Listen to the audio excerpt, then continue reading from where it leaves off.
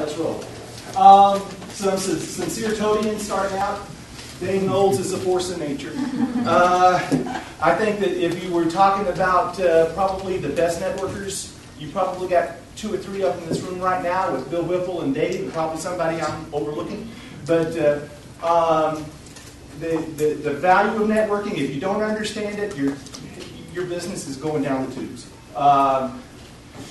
He's God's gift in Huntsville marketing. You can patent that now. Usually, I don't see him in his element. It's like if you go into a HAZBAT meeting or a HAMA meeting, you get this guy that's got this stare where he's just got the big picture. It's a strategy thing going on. He's dressed impeccably. He's got on the 3-piece suit, and he just stands there and he's welcoming everybody. And here we get to see him where he's actually talking about stuff he feels strongly about, and that's a good thing. And this is kind of about you guys. I scoured your network and came up with what I thought were some synergies that made me feel real good. You guys had Jim Sanafero talking just a little while ago, and he said no one wants 1,000 opportunities. That's a fact. If you got something that's buried that deep, people aren't going to find it. 70% of incumbents win. Know that. That's called networking. That's called understanding competitive intelligence. That's called keeping your business going. Sometimes it's not important who knows you, but it's always important who you know, but it's always important who knows you. Lisa Williams is a very smart person. I've had people, kind of deride her, but I tell you, her and her husband, I mean, they are a team, and they are a force of nature. And every time I come to them and ask them a question, they have been very outgoing, and they have been very helpful. What does this person or this move bring to the business? One of Lisa's questions about keep it down to the business. So, what does my skill set bring to the technology business network? That brings us into the next chart. This is about you. I'll leave off the GH because basically my name's Hewlett. You know, my mom and dad were very hostile people towards their second born. And so I shortened it to Hugh, and then, you don't use GH, so there you go. Anyway, I'm a researcher and an analyst by trade. I like strategic stuff. I like thinking about businesses as organisms. If you look at it on a petri dish, you can see these things moving around. 5 forces, Porter, that kind of stuff. This gets me going. My career is parallel to the advent of the PC, the email, internet, World Wide Web. So I was there before you had it, and now I'm here when everybody's got it and they don't appreciate it. So I couldn't understand why they ever came out with anything like GUI or graphic interfaces and stuff like that. Why would anybody want to see pictures and stuff like that? So you could say I don't catch every trend, and personal bias often can lead you astray. That's an important point to know about this kind of stuff.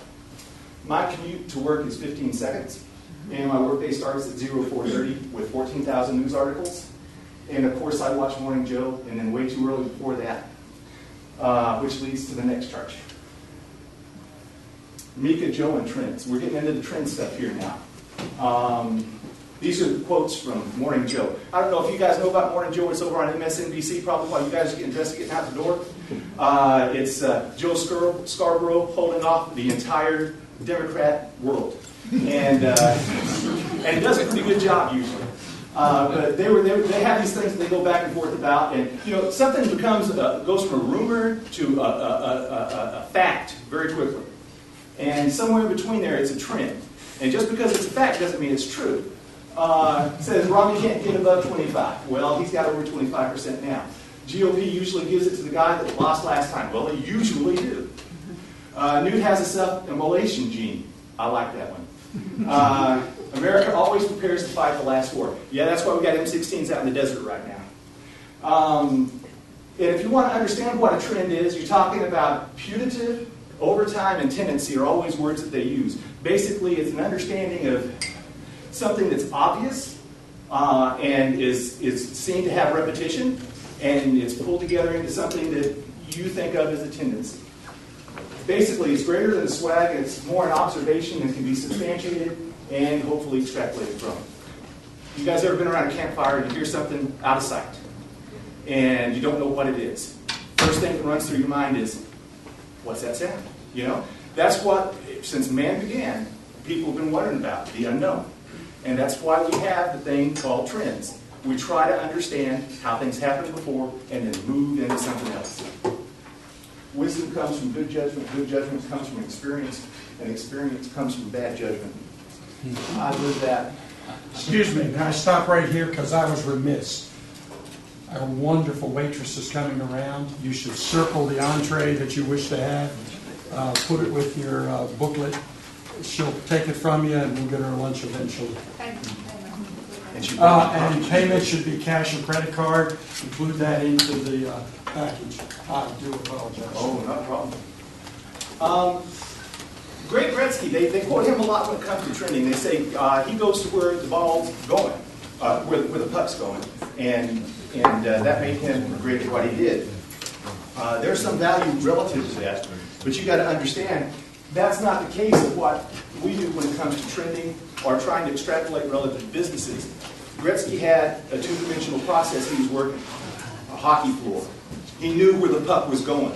It was aimed for the other side of the net. All he had to do was intercept from somewhere along the line. You cannot do that if you want to be good in your business. You have to understand that what you're really doing is playing a three-dimensional game of chess that's played over 20 years. And that process makes it extremely difficult to understand where you should be, where you should intercept it. And then if you're going to use a trend in order to prove your stuff, you don't want to catch it right at the end just before it goes into the net. Because we all know that the rate of change, the slope, changes as time goes on. This one's for you too, I guess. Thank you. So the value added is to catch that as early as you can in the process and ride the slope up, right? Enzo Gretzky had it easy. I like Sue. Two-dimensional hockey rink. Okay, got all that stuff. If you haven't ever read it, Michael Porter's got some great stuff called On Five Forces. He's got a whole series of books. There's basically 5 different things that put a company where it is and where it can go. It can only move so fast because it takes so much energy for it to move, and it's only got so many assets. We're going to talk about that in just a little while. How am I doing on time so far?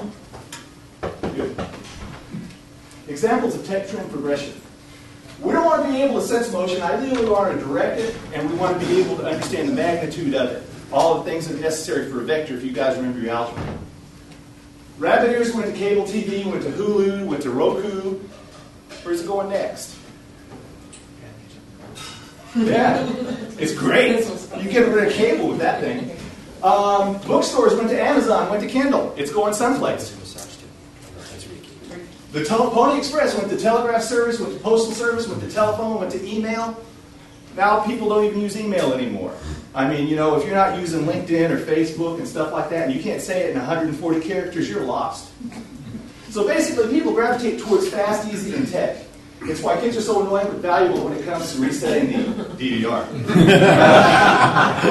But then, just when you think you got things sussed out, there's these other things that come along that really make things a lot more frustrating. This thing. I love this topic. If you don't understand this and haven't ever heard of it before, disruptive innovation. It's when things jump ahead more than you expect them to. People thought that of a lot of the things that Apple did. It's a process where you go and you improve on the value network in an amazing way.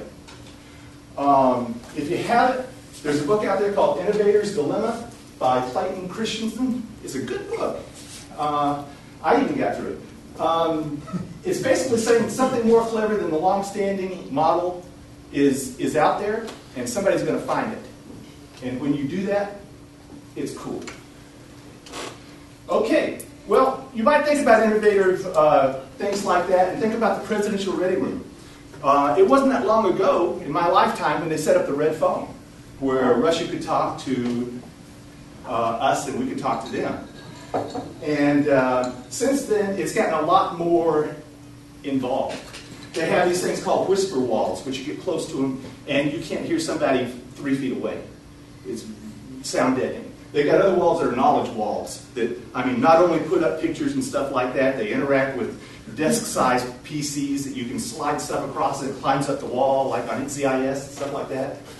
And they got Superman tubes where you can go in and basically it's a small conversation area that's very silent, and you can work with them.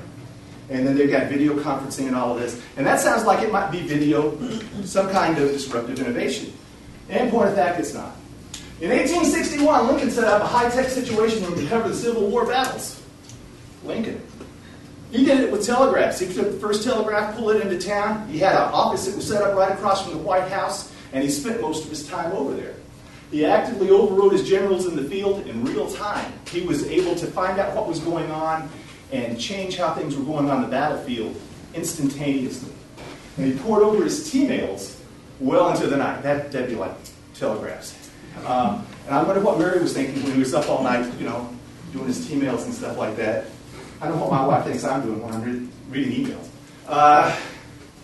So basically, here's my posit. Human beings have an innate drive to acquire and use to their advantage those tools or the information that gives them an edge. Everybody wants it. Not everybody gets it. This is just because you've got to have so many charts in a presentation. If you don't, people feel like you didn't really put anything into it. In this, I'm trying to capture the trend universe. And you got hunches that run the entire length of, say, the contract.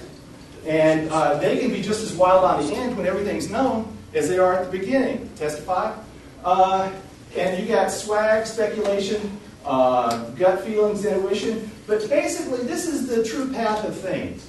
You have a rumor, and then you have, as Joe Fitzgerald puts it, God bless him, a trumor, and then you have the facts. And after the public knowledge, you have history. Now, there's a section here where people know things that isn't in public knowledge. That's a cool place to be. If you're trying to understand things, the difficulty is that if you go out here and you try to extrapolate what's happening, you probably, if you're really good, you can probably get it like 30% right. The closer you get, you're probably like 95, 85% right here. You can scroll right up to here, and there are ways that you can get the facts legitimate. And that's the neat process relative to it, and the way to understand how things work. Okay, trends. The character and value of trends. Business people that are sensitized to trends are usually looking for an advantage to understanding change. So, consider, if you will, news. I say news is the tracking of change. It's basically understanding those things that are going on around you and being able to go from there a little bit further. From news, you can get intelligence. Intelligence is only tailored information. You take the information, you say, okay, how do I make this applicable to my company? And the more you have of that, the more you can work with that. And it becomes actionable intelligence.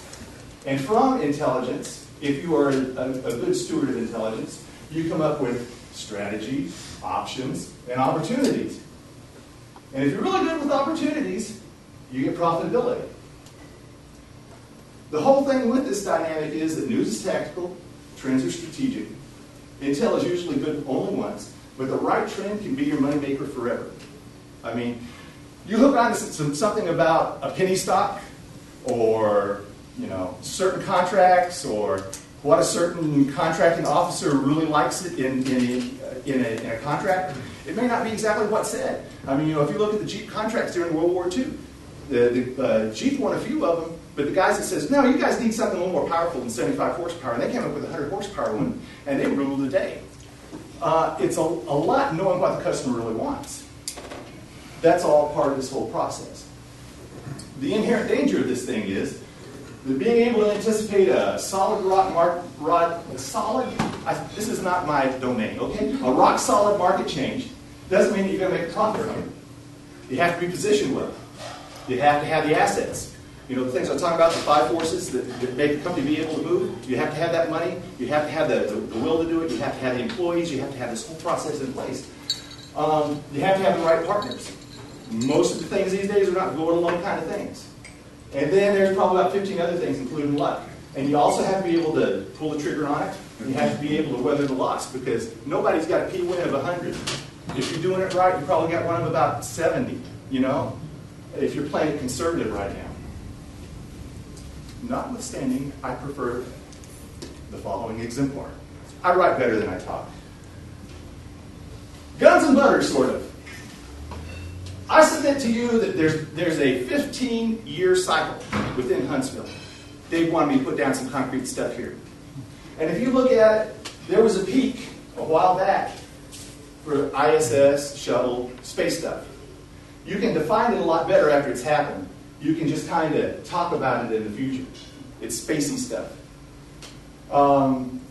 It did its thing, and I would say that it's kind of on a low track right now. This is the reality line. This is basically where we are right now. I'm saying that probably space is on an upward trend right now. And GMD is kind of on a downward trend. I don't think that's news to anybody. So this is the known, and this is the unknown. I like it. That was a good chart. And this is a posit from that. Defense and space are cyclical here in Hunt's Patch, and both of them rely on limited assets. Talk about the different forces that are out there that set a company up. You've only got so many assets, you can only put them in so many places, there's only so many engineers out there. You got these obvious indicators. Another round of brag is strongly rumored. Budgets are tighter than they should be. Rumors become truth. There's a major scale down in foreign aggression and or military activities. Peace breaks out. And on the contract scene, you've got continuing resolutions and cancellations of the order today. Justify. Okay. The assumption is that Huntsville business is going to take a bath. I think we're there. If you believe all of that stuff, where does it put you? Trend theory and application. If you brought into that trend, and it's just a trend, and understand the need for assets to roll somewhere, you might have reason to believe there's a likelihood that aerospace is going to be trending positively. That's what your model says, if you believe that model. And being certain of that in a bag of chips, when you have a degree of certitude that space initiatives are going to become more profitable, does that mean that you ought to be putting a lot of money into NASA, and you ought to be dumping UAVs? Anyone? Anyone? Probably not, because NASA's not doing too good these days. If you ask NASA how things are going, they're going to say, well, Elon's doing some really great stuff. Well, we just had this SLS thing that we think might go somewhere one of these days.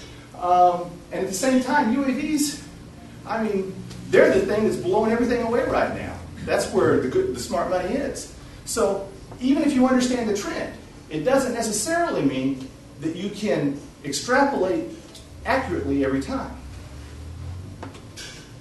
It picks up here. Trends to spin a lot. These are things that you might want to think about while we're going through the rest of these charts. Force multipliers, making less do more, understand what works, and focus on what you can change. I put this here just because it's a pretty cool picture. That's about a third the diameter of a human hair. It's made from a 3D printer, and as each layer of resin was put down, it had to be heated up with a laser in order to harden it before the next layer went down. You can make out what that is. I mean, they can inject that into your bloodstream. I mean, and they're doing that today. Well, we'll get into that. That's actually one of the things we're talking about. Budgets one of the things I'd say is the trend right now is budgets are like a banjo string. I like these two quotes here. Boeing put them both out. Whenever I see Boeing things that are saying things that are very similar, I think they've probably got some kind of campaign, and you've got to wonder exactly what's going on, but I think it rings true. It says that they've got aggressive pricing planning relative to GMD, and it says to hedge against the uncertainty ahead with waning Pentagon spending. And then relative to electric satellites, they went outside the United States. They set up this thing in one of the Lagrange points. It's being done by none other than Mexico and Asia, and $400 million deal. But they also included in this that it was to grow its commercial business segment as government spending flags. So those are kind of telltales about what's going on. People are looking of ways to diversify. Shrinking the U.S. Army. Next decade, defense spending is to climb from 3.6% to 2.8% of GDP. Army is to cut manpower by 80,000. And for the first time, they're laying off people in the middle of their contracts. I mean, you used to not be able to get out of an Army or Navy contract. But they're laying off mid-level NCOs that have already enlisted, more than once. It's not a good time. Obama promises defense cuts after the decade of growth, and Pentagon seeks more base closures. You guys can jump in if you got any questions or anything. Budget consequences relative to this. They say less contracts means the combination of contracts and other enhancements as big companies start going after their grounders. Contractors are responding by bulking up some contracts. Any of you guys worked in SRWA? This was something that probably would have been like an extremely small contract that would have been split over 8 or 9 different companies and a lot of different processes that were going on. But they consolidated it because they wanted SAIC, Lockheed, Boeing to bid on this thing, and they wanted to put it in an attractive format because they were bouncing back on some other contracts. They were extending some other contracts, and they had to keep those people viable. Another thing that's going on is the whole special operations forces are expanding. As we move people out of Afghanistan, they're having to have force multipliers come in, people that are going to go in and be able to do more with less, and set up a process that's going to be value added. And China is actually outbuilding us relative to cuts and such.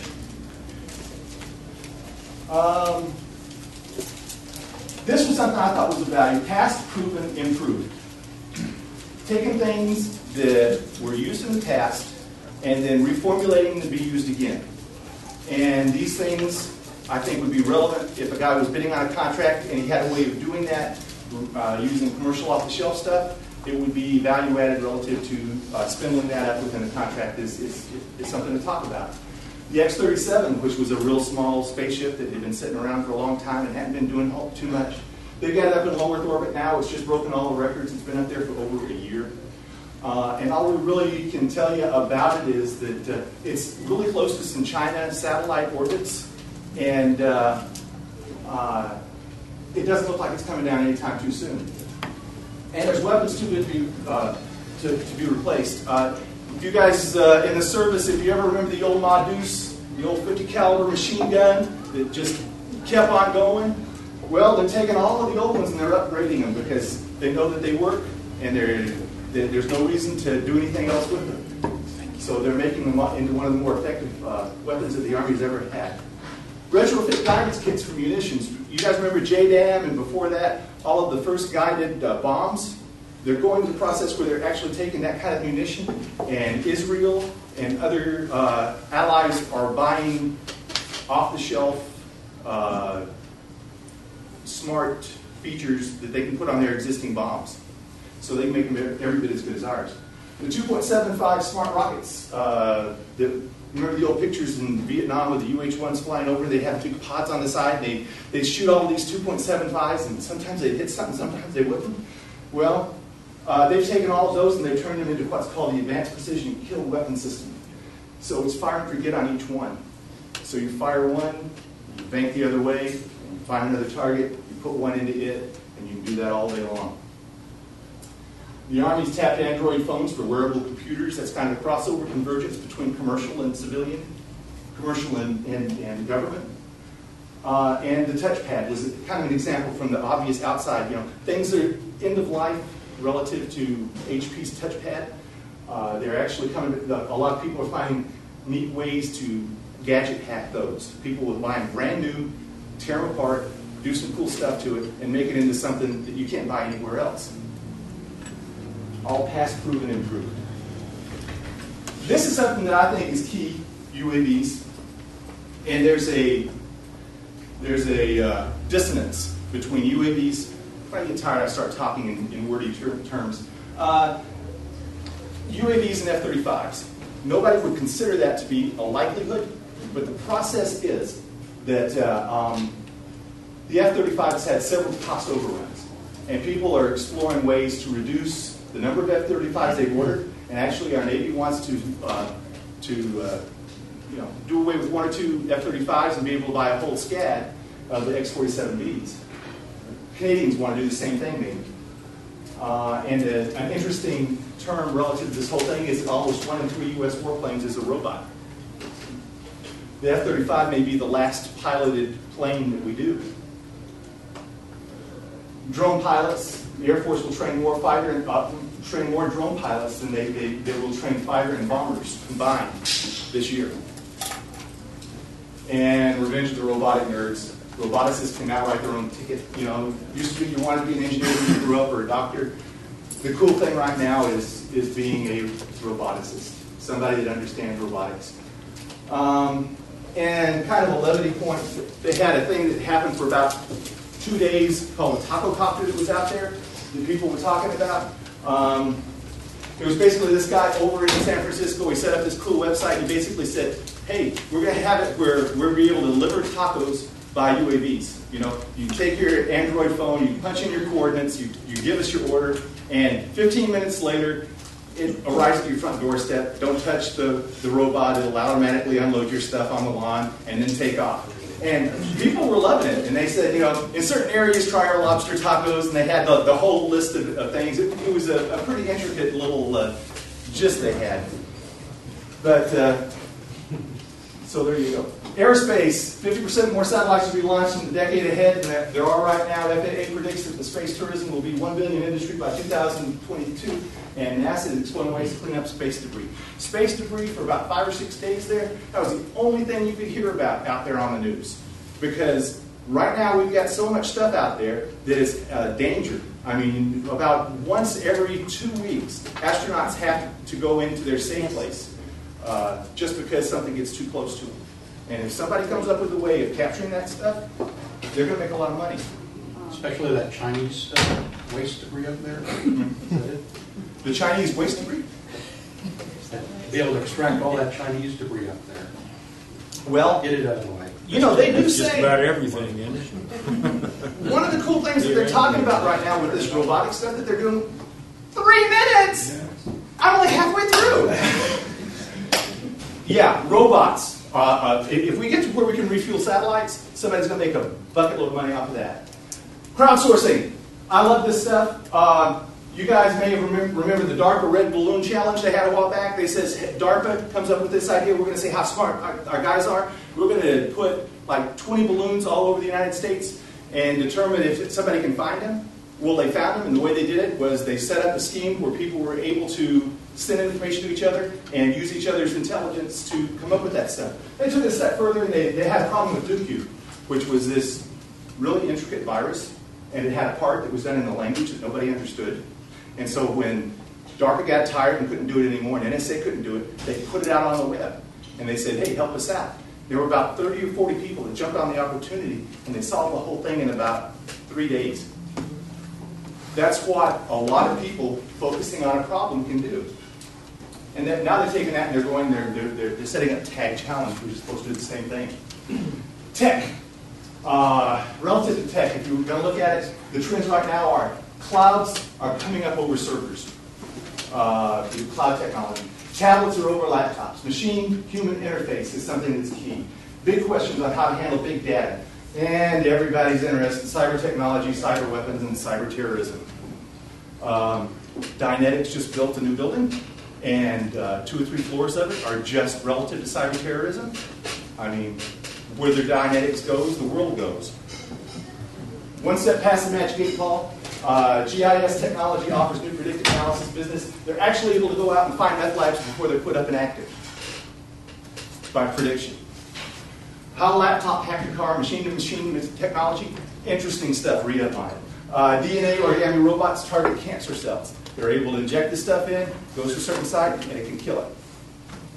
Downrange and dangerous. This is the stuff that I think should be on everybody's radar screen right now. Israel versus Iran, North Korea versus Japan. Japan saying, let me shoot them. Just let me shoot them. You know? And I think the U.S. may run it. Energy in the world, we're using less oil, but the price of oil is going up because China's getting up on board and all these other companies. There has to be a process where we understand, you know, we can only use oil for so much longer just because the price is going to be exorbitant. Apple is now worth more than Google and Microsoft combined. There's money that's coming into these companies. Online gambling is legalized. Facebook will be $1 million company. And what are they doing with it? The #1 company that's got the biggest internet piracy problems right now wants to buy themselves some predators and put them up in the air so that the government can't come by and close them down. More money than God. And that's how they're using it. See you on the radio. That's me.